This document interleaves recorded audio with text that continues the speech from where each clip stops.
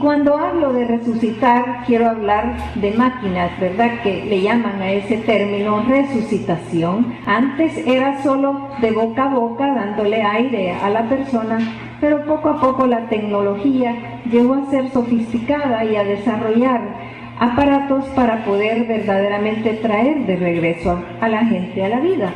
Y contaron unas historias increíbles. Él se interesó y empezó a investigar cómo era posible que ahora se afirmara que había vida al otro lado, que al morir no era solo dejar ese cuerpo y ahí terminaba todo.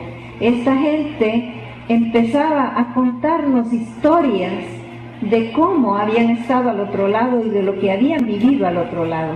Y empezó a haber patrones que se parecían.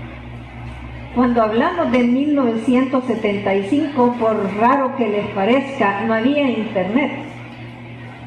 Habían llamadas telefónicas de larga distancia, no había todos los aparatos de tecnología que tenemos ahora para estar instantáneamente comunicados con el globo entero, sabiendo lo que está pasando en cada momento en la Tierra. Era más distante. Por cierto, esta gente que fue entrevistada no se conocían unas con otras, ni siquiera sabían que estos fenómenos les había sucedido. Pues hoy día, haciendo una encuesta en Estados Unidos de cuánta gente ha tenido experiencias cercanas a la muerte, vemos que quizás es el 20% de la población. Y estoy segura que si yo aquí preguntara, más de alguna mano se levantaría diciendo: yo tuve mi cercanía a la muerte y tuve estas y estas experiencias. Él ha sido quizás una de las personas que ha influido en hacer esa buena preparación sobre la muerte, porque ha hecho una síntesis de sus estudios de los fenómenos que pasan al otro lado, que mucha gente dice haber vivido, y eso nos ha dado pautas para que la tanatología ahora prepare a la gente que ya sabe que va a morir de una mejor manera. Como habló Arturo antes, todo esto comenzó con el movimiento hospice en Inglaterra después de la Segunda Guerra Mundial. Una enfermera maravillosa que tenía mucho conocimiento de lo que es la vida humana y mucho carisma para poder ponerse en la situación de otros, dijo: vamos a revivir aquí en Europa lo que fue algo constante durante el medioevo, ayudar a estas personas a sentirse apoyadas, protegidas, contenidas y cuidando de todas sus necesidades. Así nació el primer movimiento en un hospital de Londres llamado St. Christopher. Luego esto llegó a los Estados Unidos. En Europa se le llamó cuidados paliativos porque se dedicó a apoyar a las personas que estaban prontas a morir y a llenar sus necesidades físicas, mentales y emocionales, y si acaso también se quería espirituales. Luego, al llegar esta ola en Estados Unidos, al principio de los 70, se fundó el movimiento hospice, a donde una reunión de gente multitudinaria, como eran médicos, enfermeras, trabajadores sociales, los representantes de las religiones más grandes de Estados Unidos, psicólogos, etcétera, empezaron a ser las personas que comenzaron este movimiento. ¿Qué es lo que determinaron en ese momento? Bueno, parte de la tanatología al principio se fundamentó en los 5 pasos de la Elizabeth Kubler-Ross. Esos 5 pasos comienzan con que la persona, al saber que está en una enfermedad seria o terminal, lo niega. El choque que hay mentalmente al saber que vamos a morir es a negarlo, a decir: no puede ser, creo que todavía tengo vida, se han equivocado, yo no voy a morir. ¿Por qué? Porque el instinto de conservación en el ser humano afortunadamente es muy grande y es lo que nos provee el querer seguir viviendo. Así que eso fue la primera opción que ella observó en la gente que va a morir. Luego viene un momento de cólera o de ira, ¿sí? Ya sea una cólera pasiva o activa, todos pasamos por momentos de insatisfacción, donde no estamos contentos con nuestra suerte de ese momento. El tercer paso se llama negociación, y eso lo vemos bien frecuentemente.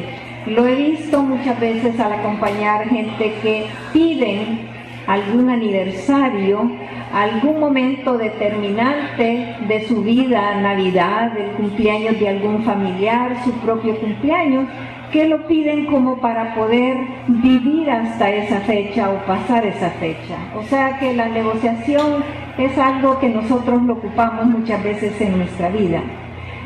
Si la persona ve que su cuerpo empieza a debilitarse, que su cuerpo empieza a entrar en lo que se llama una decadencia más fuerte, empieza la depresión, porque empieza a realizar la persona que sí tiene posibilidades serias de que sean los momentos de morir. Si logran superar estos pasos, que dicho sea de paso, vienen y van, no necesariamente se quedan todo el tiempo ni que uno va a seguir al otro, a veces llegan a la aceptación. Es lo que la tanatología persigue, que las personas puedan llegar a tener la aceptación de haber hecho algo de su vida. Nosotros llegamos a aceptar de mejor manera cuando nosotros hacemos un recuento de nuestra vida y vemos lo que fue nuestra vida por lo que vimos, los logros que tuvimos, también nuestras derrotas, y sacamos alguna lección de ella. Y se ha visto que personas que son acompañadas por sus familiares o por un tanatólogo, alguien que sabe guiarlos a través de pasos y hace ese recuento de su vida y puede llegar a sus realizaciones, son personas que fueron más satisfechas, más en paz, y sobre todo que pueden llegar a los de su familia un mejor recuerdo. Parte de la tanatología ahora es que las personas graben un legado de vida y lo dejen a sus futuras generaciones. ¿Y qué es entonces el papel del tanatólogo en la preparación del paciente? Bueno, el tanatólogo es una persona que sabe acompañar, que ha hecho estudios para poder dar ciertas pautas al enfermo terminal y a su familia para que puedan hacer un trabajo hasta donde se dejen hacer ese apoyo para morir más conscientemente y más adecuadamente. Instruyen a la familia en que también la familia puede pasar por los 5 pasos. Instruyen a la familia en que el importante es el que va a morir, es más importante que los que van a vivir, porque los que van a vivir van a tener un momento para poder tener su duelo luego de la muerte del que se va. Pero el que se va solo tiene esos momentos para pasar su propio duelo, para poderse poner en condiciones de equilibrio con su familia para despedirse. ¿Sí? Muchas de las quejas que yo he visto en las familias es no haber podido despedirse, no haber podido decirle a la persona te amo, significaste algo en mi vida, esto es lo que recogí de ti, esto es lo que verdaderamente voy a celebrar en el futuro de tu recuerdo, estarás en mi corazón. Se ha encontrado que el miedo, la falta de poder ponernos al día en nuestros sentimientos con nuestros familiares es lo que más lamentamos después y lo que más hace que ese duelo sea un duelo largo. Por eso, señores futuros psicólogos, a ustedes se les hace la invitación para que puedan aprender de tanatología Y yo sé, muchos dirán, no me compete, pero acuérdense que a ustedes van a llegar gente con problemas de todo tipo. Y qué bueno sería que ustedes se documentaran para que pudieran darles sabios consejos a las personas que van a morir. Les recomiendo que en algún momento hagan una investigación sobre familias que no han logrado superar el duelo. Y si saben el ABC de la tanatología, van a encontrar en que mucho fue porque a última hora no pudieron llegar a comunicarse emocionalmente con aquel que partía. Así que el tanatólogo es un guía. El tanatólogo le explica al que va a morir y a la familia cuáles son los pasos necesarios para que por lo menos la persona tenga una muerte más satisfactoria. No le promete quitarle el dolor, no le promete quitarle el sufrimiento, pero sí le da su lugar de dignidad. Le explica que si hace las cosas, digamos, en la parte terrena, ¿sí?, que tenga sus papeles listos, que la familia sepa cómo se va a distribuir lo que deja, poco, mucho, no importa. Siempre tenemos cosas que para nosotros han sido importantes, que nosotros queremos dejar a los demás. Entonces, ese es el papel de la guía tanatológica. Es la capacidad de poder escuchar, es la capacidad de poder intervenir para poner a la familia en un estado de equilibrio, de satisfacción. Porque ¿cuántos de nosotros después vamos a lamentarnos que aquella persona se fue de nuestra vida, murió y nunca nos pudimos perdonar o decir que nos amábamos o que nos iban a hacer falta por el cariño que le sentían? El rol del tanatólogo es más que todo hacer un eco. ¿Para qué? Para poder responderle al paciente sus preguntas, sus necesidades. Decía la doctora Ross que era triste que a veces en los hospitales las enfermeras saben más del que va a morir que su familia, porque hay una negación. Todos le aseguran al enfermo que va a vivir 50 años más. Él sabe que se va a morir, la familia también, pero todos estamos en la negación. Entonces, que los que hacían de psicólogos eran la gente del personal de limpieza.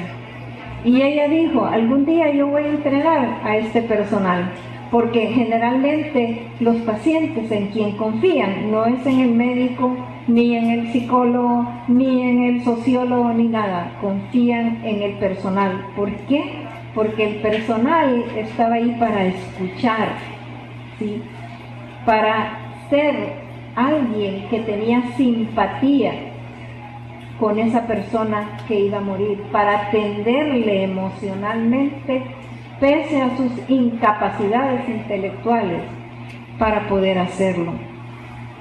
Así es que esa es la formación de un tanatólogo. Es un profesional capacitado para ayudar en ese proceso del preduelo, de un duelo anticipatorio que se da, que todos lo saben, todos lo pasan, pero no todos lo expresan. Y que la falta de expresión de ese preduelo o esa previa preparación hace que nuestro sufrimiento cuando la persona ha partido se alargue y a veces llegue a ser un duelo patológico, que después necesitamos la ayuda de gente como ustedes, que ojalá tengan la formación para podernos sacar de esos lugares donde estamos, cuando con un poquito de ayuda, con un poquito de guía, pudiéramos haber salido de eso. Hace poco, hará unos 2 o 3 años, hubo un foro de Centroamérica y México sobre lo que es los cuidados paliativos. Hubo una gran pregunta que hicieron algunas personas. Dijeron, bueno, ¿qué pasa si la persona no tiene ninguna fe ni ninguna filosofía de vida? No va a aceptar las sugerencias de la vida en el otro lado. Y fue muy bonito como un médico contestó y dijo, con que la persona sea atendida, sea escuchada, sea asistida, se le trate dignamente, creemos que con eso hemos cumplido. Así que para hacer la pequeña conclusión, una de las reporteras me preguntó en qué podía aportar la tanatología a la población. Pues en ese grito de necesidad que hay ahorita, porque ese es el segmento más olvidado, y eso puede ser un niño pequeño como puede ser un anciano. Ese segmento de la población totalmente que no se sabe cómo tratar, humanamente hablando, que no se han establecido las reglas para poder atenderlo emocionalmente como lo necesita, para ayudarle a que esa muerte sea más suave, más equilibrada, y sienta que haya pasado por la vida lo que vivió, lo que tuvo que vivir de una mejor manera. Muchísimas gracias.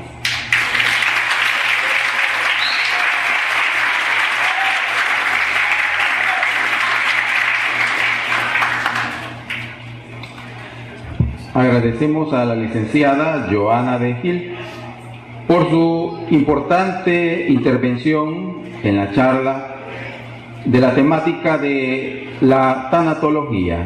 Felicidades.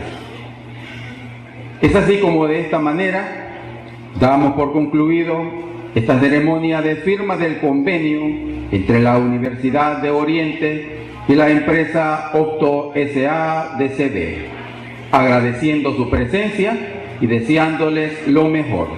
Hacia la verdad por el estudio, Universidad de Oriente. Feliz mediodía.